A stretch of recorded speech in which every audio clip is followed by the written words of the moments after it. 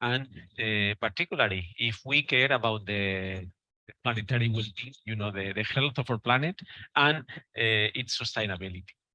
So I will be, let's see if this works. It's not working. Maybe we need, no, I think maybe perhaps, okay. Now it's working. Okay, so we need to start from here. Okay, very brief introduction. Well, I guess most of you work or are familiar with drylands, so I don't need to spend too much time talking about them, about why drylands, why we need to be worried and to take care of drylands at the first place. Well, first, for multiple reasons. First, because they occupy more than 40% of the terrestrial surface, between 41 and 45% of the surface, depending on the paper, the classification you use. They are also fundamental from the human perspective, because 90% of the population in drylands, over 2.5 billion people living in dryland environments today, are located in developing countries. So there are important challenges for the development of these populations.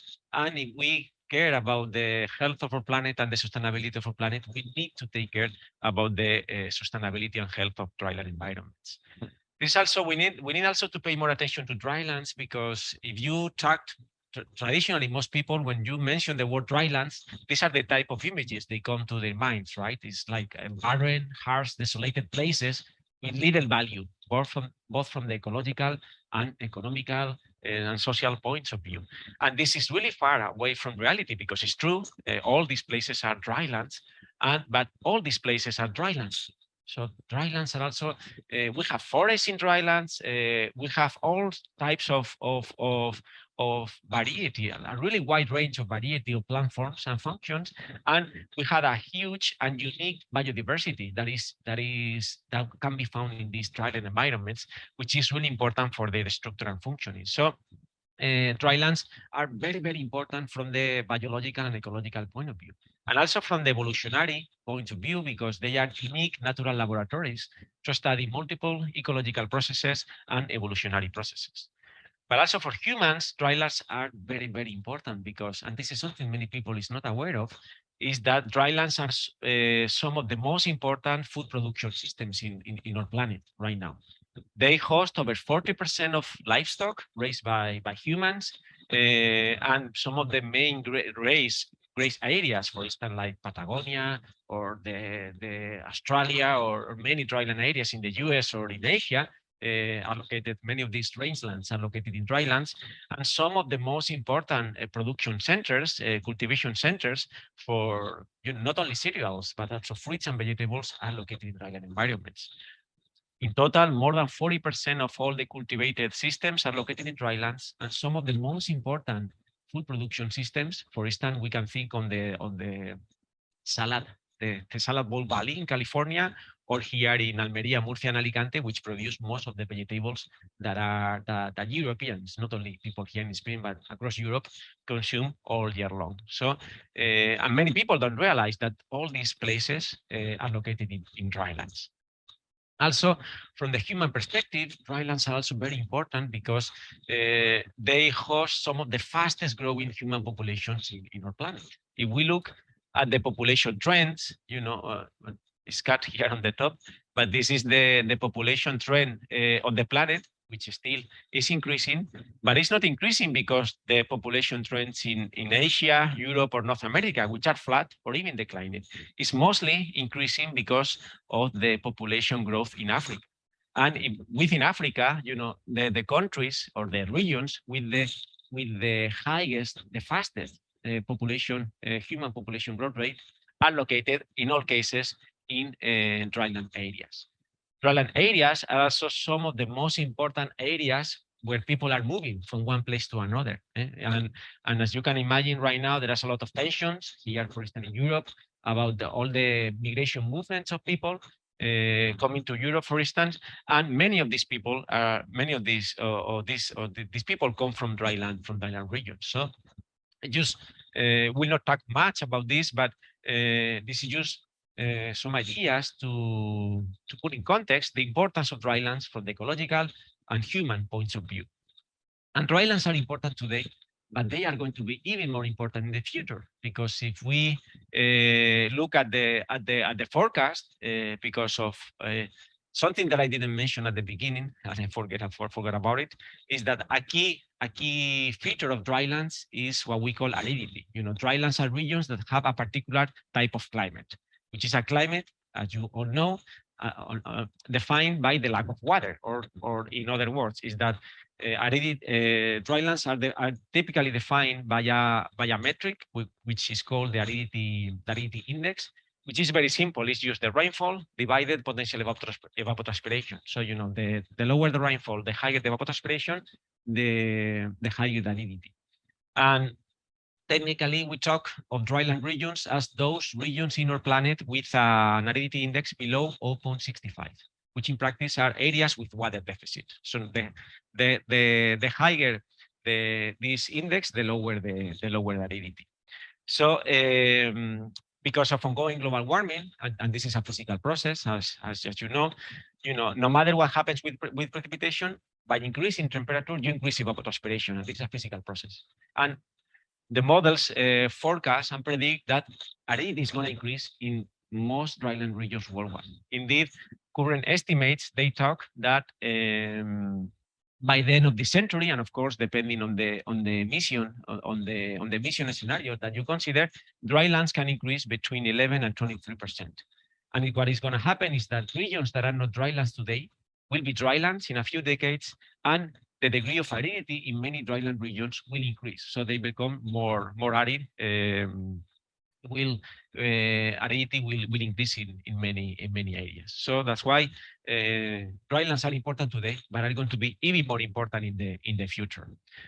Okay, and what drylands have to do with planetary well-being and with sustainable development goals, which is the focus I would like to put on for the rest of my talk, is that, well, you all know about what SDGs are about. Are like these 17 rules that are now following policies across the globe and across all levels of governance, and are these goals that, if we will be able to fulfill them, really we will be able to achieve like a sustainable development, and to promote planetary well-being, just to have a healthier and more sustainable planet. So there is these SDGs and the health of our planet are intrinsically close, so, are very interlinked. So if we advance in the achievement of these goals, we will be advancing towards achieving a healthier and more sustainable planet. Okay, so what are the main challenges to fulfill these SDGs in drylands? And you can imagine there are many of them, but I would like to focus in a few of them that I think that are particularly important.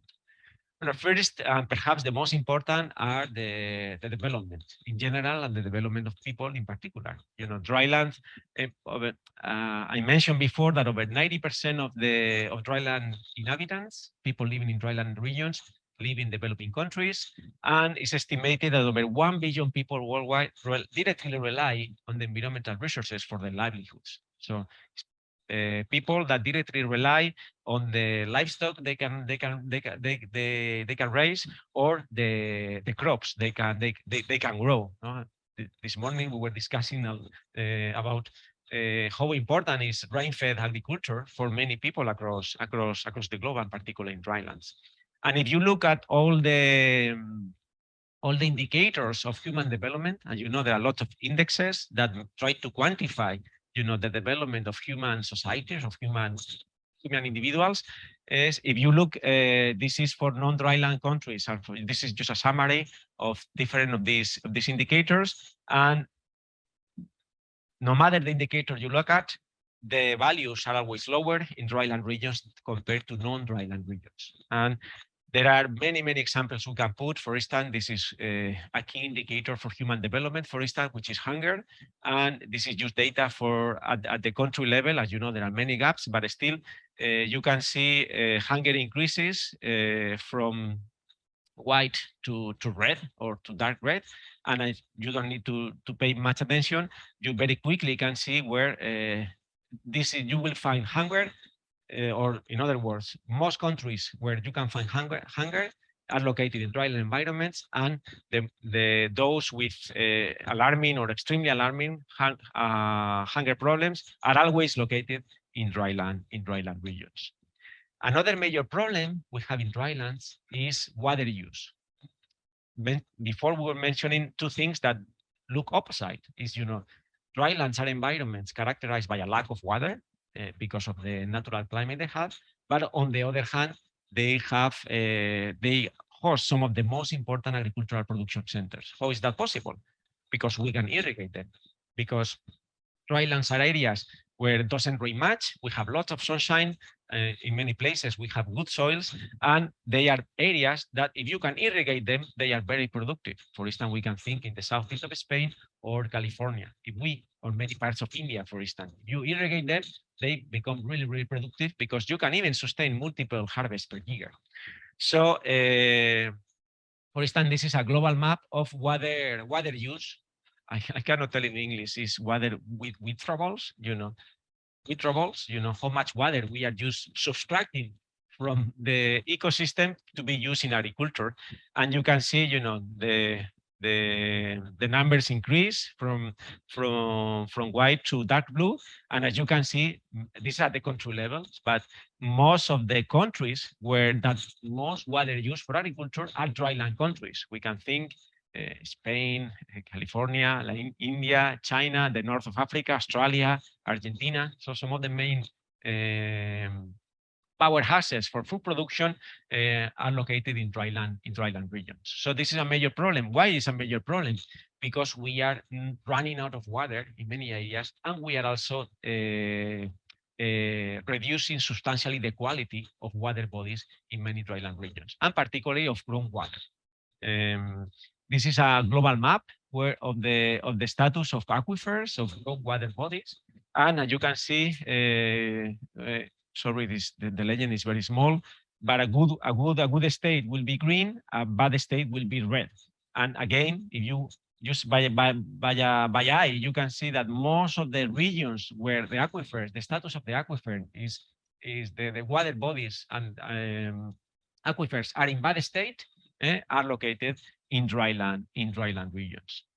And indeed, we can even completely exhaust aquifers if we use them in a non-sustainable way.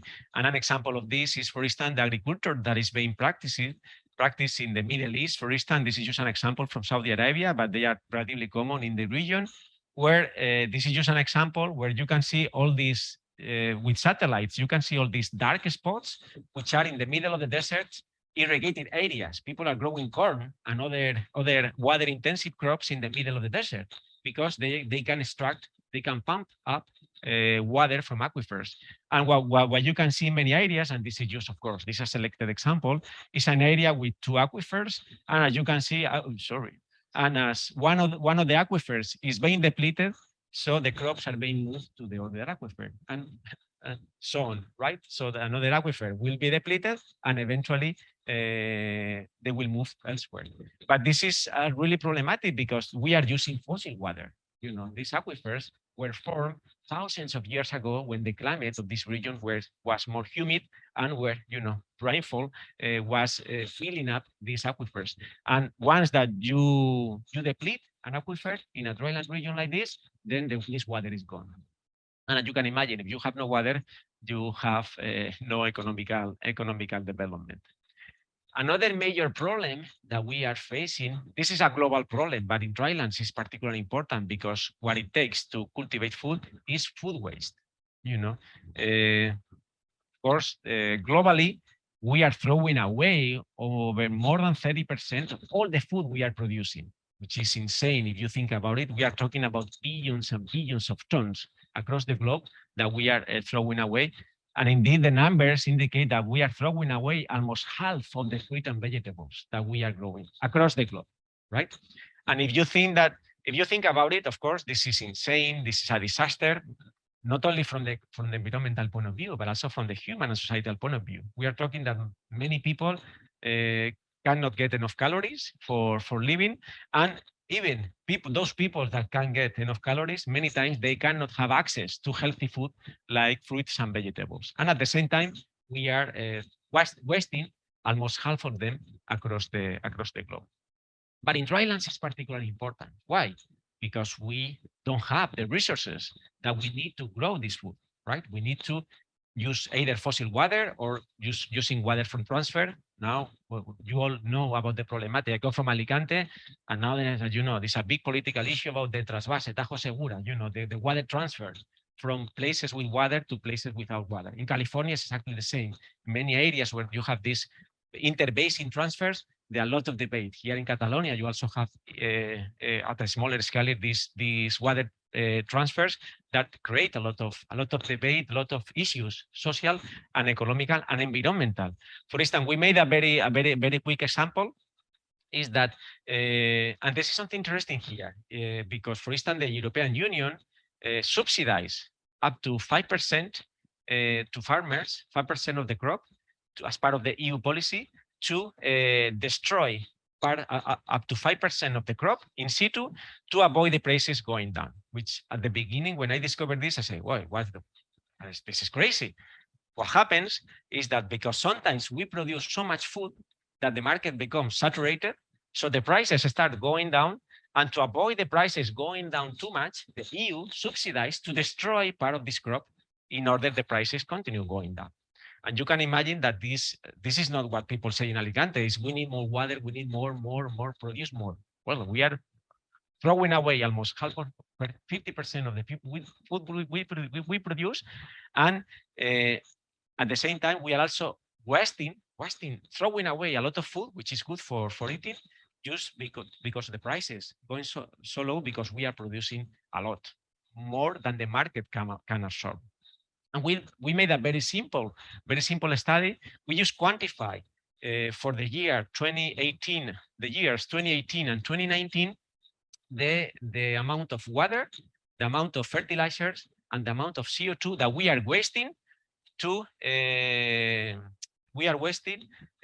in Almeria, in Almeria, in the south of Spain, which, as you know, southeast, which, as you know, it concentrates the largest, is the main producer area in Europe of tomato, of pepper, zucchini, cucumber, and eggplant, which are major crops that are being exported across Europe. And well, the numbers are just here. I'm sorry you cannot read them. They are hidden here. But and this is the food that farmers officially declare that they are wasting in order to get the subsidies. This is just the tip of the iceberg. The total amount of food that is wasted is much higher. But this is the ones that the farmers declare in order to get the subsidies. So we estimated that just for these crops, and only in Almeria and other provinces, Granada, but Almeria concentrate more than 90% of the production within Andalusia of these crops. This, in a single year, 2019, we were wasting 300,000 hectómetros cúbicos de agua. You know. I'm sorry, I cannot. Cubic hectometers of water, more than 135 tons of fertilizer, and we released to the atmosphere the equivalent of 7,500 tons of CO2 for nothing. So this is what we wasted just for throwing away. And as you can imagine, in a context of lack of water, of lack of fertilizers, of increases in prices and so on, at the same time we are wasting. And this is just the tip of the iceberg. Just for the whole of Spain, the amount of over 114,000 tons of fruits and vegetables were discarded. And if you sum the numbers across the European Union, are huge. So this is a major problem in drylands, because we don't have all these resources that we are using just to cultivate food that then we waste.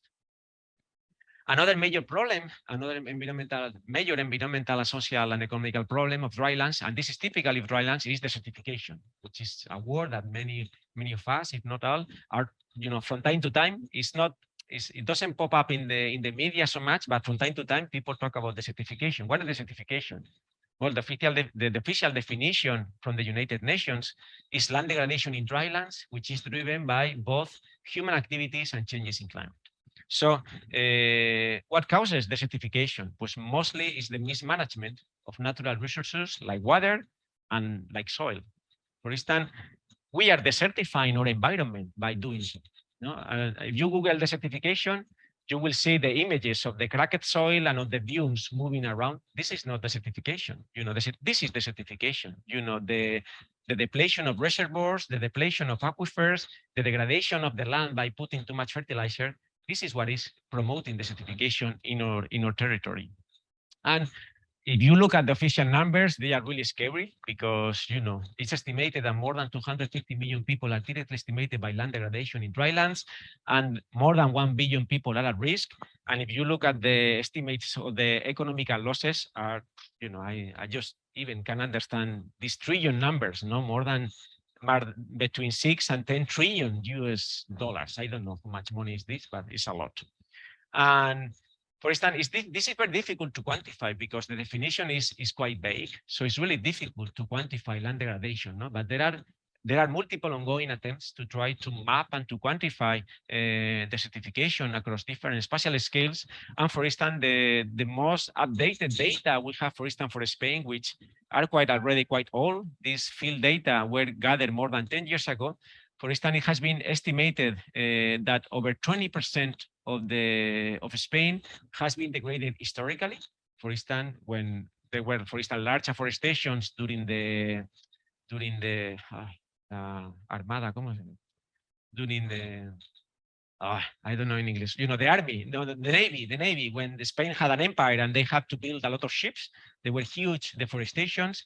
Or, for instance, in areas like Almería, also in La Sierra de Gádor and other mountains, in the 19th century there was a boom in the mining. So, for creating the ovens to burn the mineral, they just cut all the trees in these areas, but then the miners left and the area became degraded.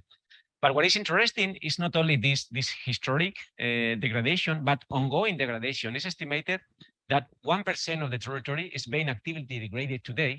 And what is degrading the territory is mostly agriculture, both the intensive agriculture and some types of agriculture that is being traditionally practiced for instance, in the south of Spain, like growing the olive trees in the mountains, as you can see, for instance, if you go to Jaén and to many other regions.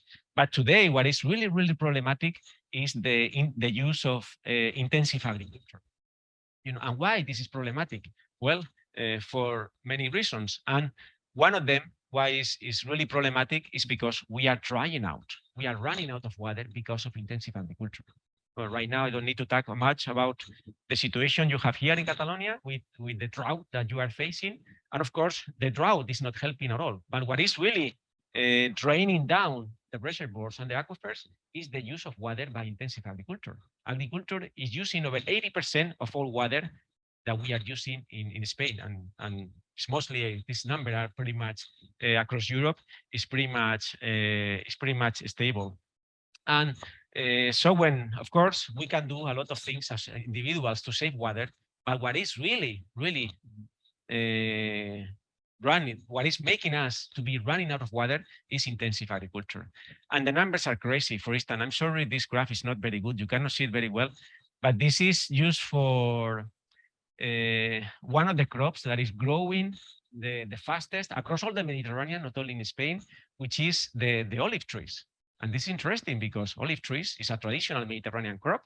I come from the south, from Alicante, and there were three traditional crops in my town, which is olive trees, wines, and almonds. And why they are there forever? Because people didn't need to irrigate them in order to get an annual crop. Of course, all these crops are plants, and if you water a plant, you produce more, right? So this is not, I'm not going to get the Nobel Prize for saying so, right? So what is happening is in the last decades, particularly the last 10 years, there have been a lot of development of varieties of olives that are really, really productive, and but in order to be so productive, they are being cropped in a very, very intensive and mechanized way. It's what we call super intensive olive production. And indeed, they are no longer trees, they are like shrubs. They are being planted in these rows with, for instance, if in a traditional setting, you could have around 100 trees per hectare, of course, depending on the rainfall of the area.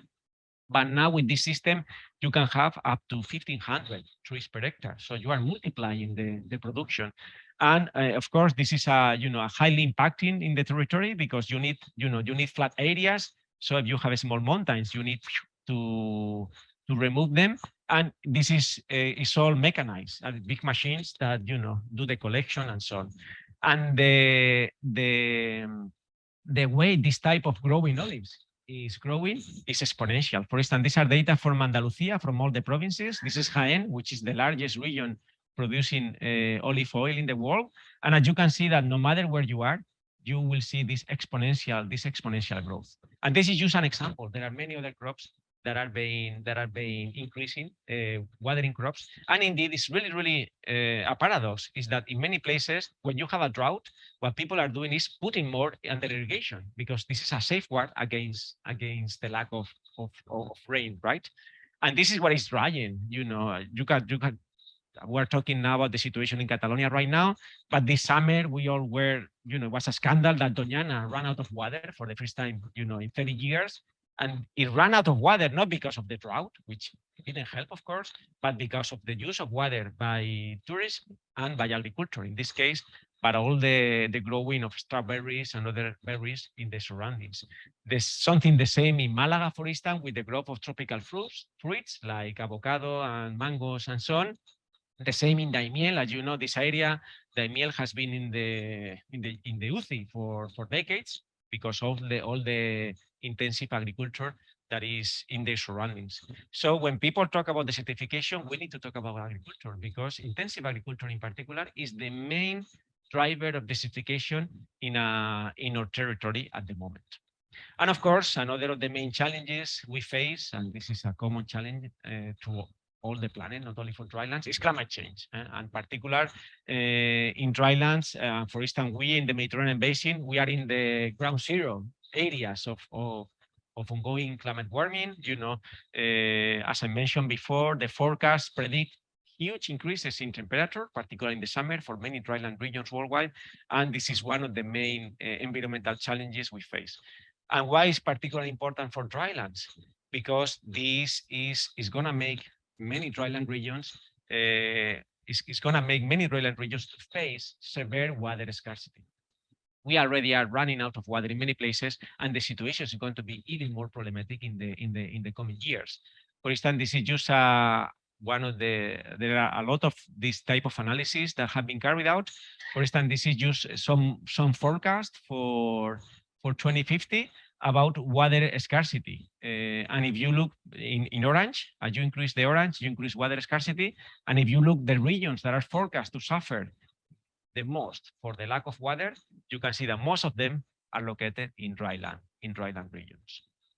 Okay, what we can do, right? We are talking about that the panorama in Spanish, the perspective we have of drylands, doesn't look very bright, it doesn't look very good, but we can do lots of different things to try to improve things, or at least to not to get worse in some of the things that we are, to try to solve some of these challenges that we are talking about. Of course, we're talking that one of the main problems we have is with the human development. And of course, we need to contribute to improve whenever possible and to help dryland inhabitants to develop in many aspects of these regions. And what is fundamental to improve the livelihoods of people in drylands is education, and particularly education of women and education of girls. There are lots of evidence suggesting that improvements in the education of women and girls lead to improvements in all the indicators you want to look at: health indicators, economical indicators, environmental indicators. And this is a fundamental goal, should be a fundamental goal of all development programs. Related to this, we need to increase, to contribute to increase agricultural production. And this is a very interesting and another paradox. We were discussing this morning that perhaps the key for the future is to look at the past, rather than to look at this super intensive agriculture, is to look at these traditional varieties that can grow under very low rainfall conditions. Right now, until now, the focus has been put in trying to increase production using like this, varieties of seeds that we are producing here in Israel or in the US that maybe are not adapted at all to the situation in Kenya or in Botswana or in whatever you want to look at, right? But one way or another, we really need to contribute to increase agricultural production. And of course, we need to improve governance. We need to help the governments to become more functional. We all know, or we are already observing what happens in countries that when the government fails, we can think in Somalia, what is happening right now in Mali, and unfortunately in many other countries.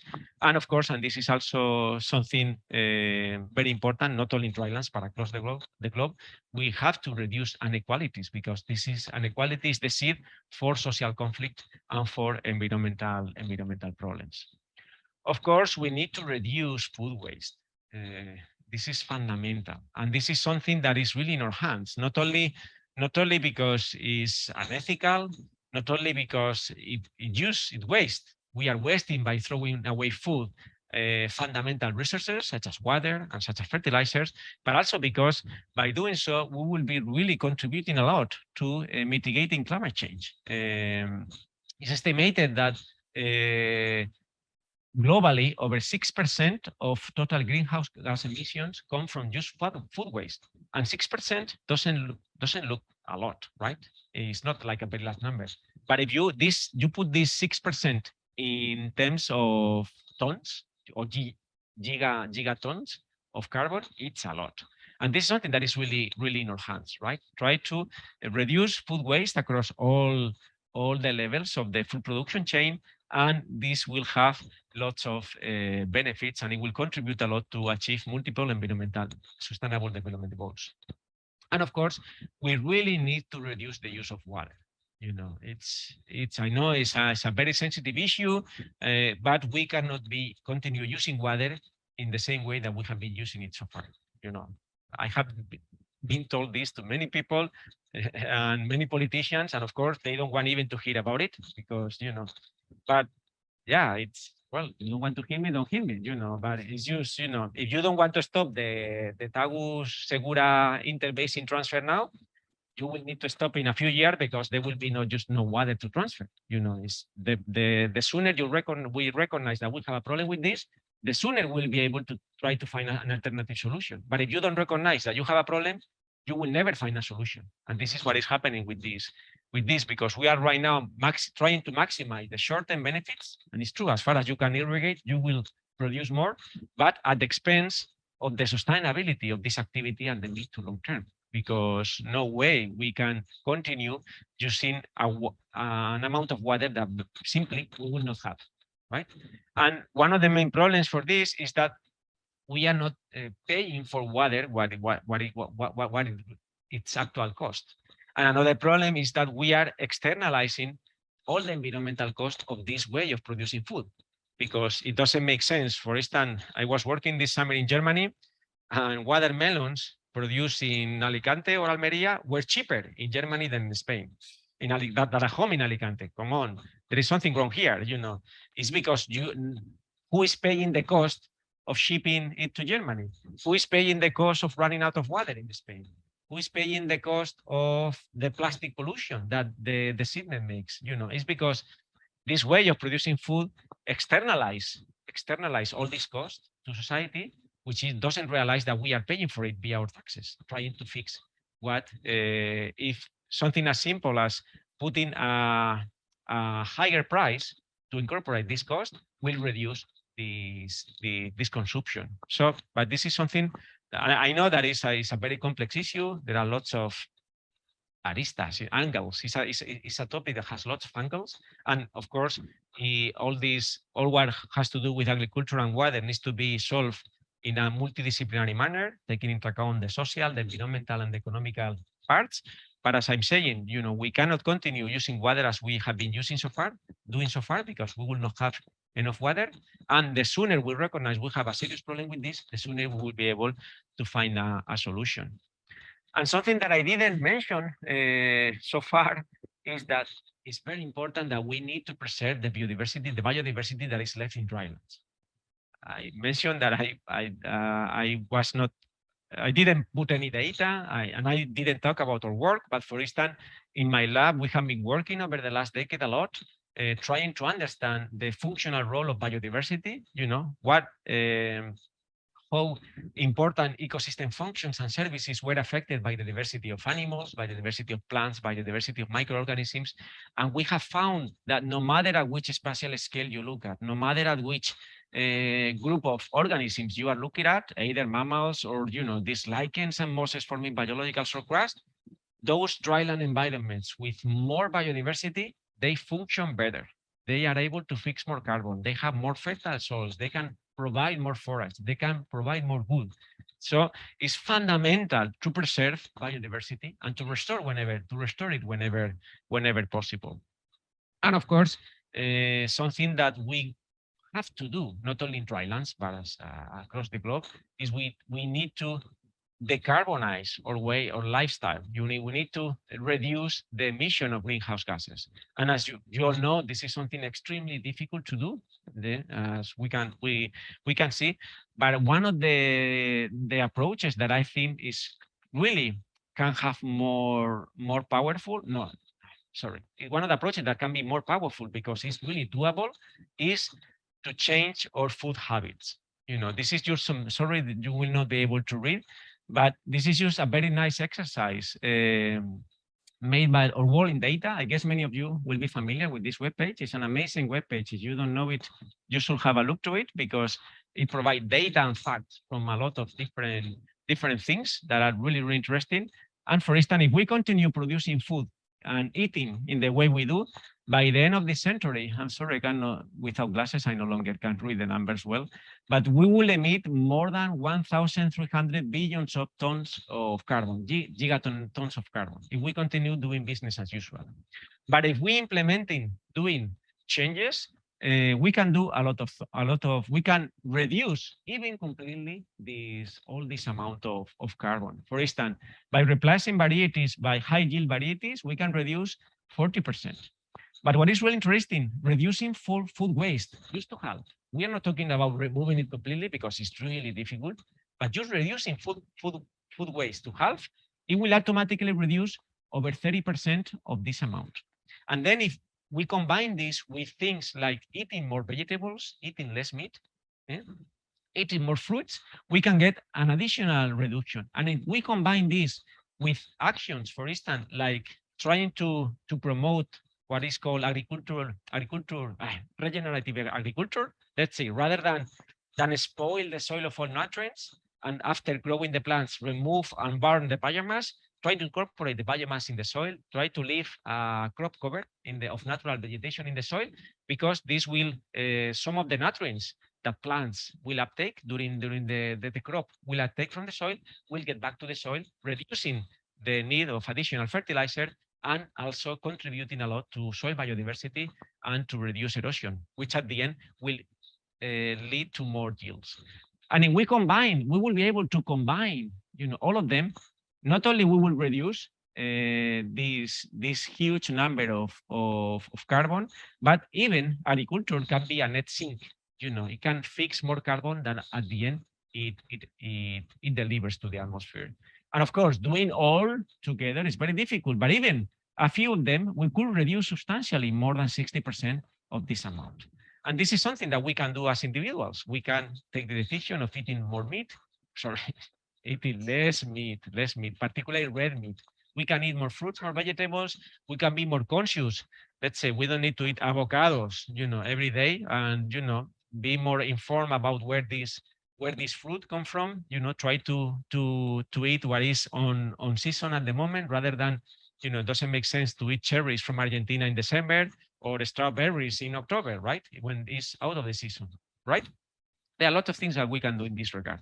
And also, and I'm just getting to finish, something that is also very important in drylands is try to recover degraded ecosystems. Right now, there are a lot of opportunities and interest in restore degraded drylands. You may have heard about this. There are huge projects, for instance, like the Great Green Wall, which it was initially designed as a barrier of trees between Senegal and Djibouti, which now is evolving through time. And the idea is to not only to plant trees, but also to plant grasslands, croplands, to not only to, the original idea was to combat the desert, the spreading of the desert, but the idea is that by trying to do so, to create, job opportunities, improve the livelihoods of the local people, and to restore and have improvements in climate and in soil conditions.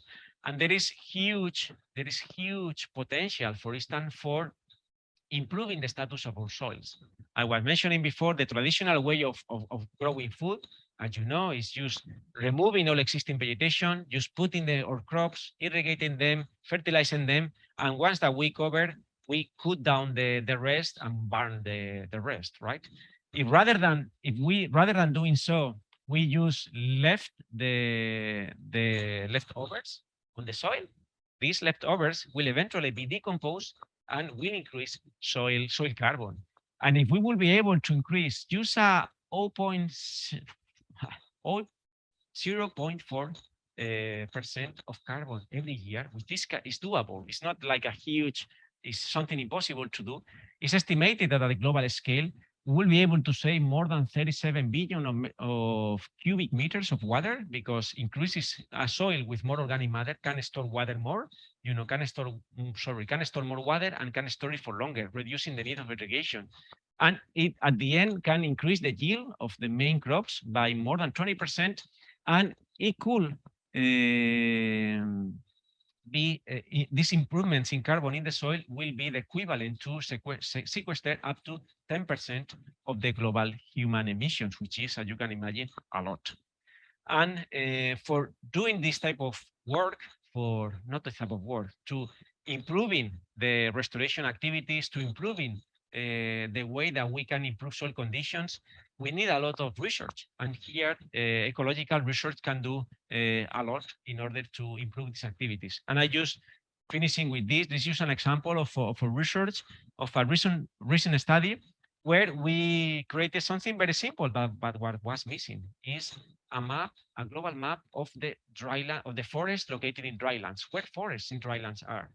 There are forests in dryland, of course, not because of lack of water. There are not as many forests as in other areas, but we were able to map using remote sensing and artificial intelligence and environmental databases.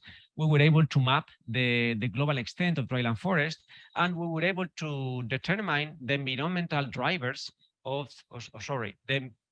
we could use statistical models to estimate the probability of finding a forest in a dryland environment depending on climatic and soil conditions. And two of the most important variables, two of the most important predictors of forest presence in drylands were the climate of the past and the aquifer, the amount of water present in the aquifers. And using this information, we could feed up models to forecast which areas in the future, because of climate change, will be able to sustain forests, which areas will be able to even increase the extent of the forest, of which areas the forest that contain forests will no longer be suitable for sustained trees. And this information is particularly relevant for these large-scale afforestation programs, because then areas that are being planned to be full of trees, we should discard them because their future conditions will make these areas unlikely to support these trees, or which areas that are forecasted, for instance, like many areas in the Sahel, are forecasted to be more suitable for planting trees because it's forecasted that it will rain more in many of these areas, which areas we could put our efforts in order to maximize the success of these restoration activities. And that's it. I hope that we will have, I think we'll have a few minutes for questions. I would like to thank you for your attention. And if you have any question, I will try to answer it as best as I can. Thank you.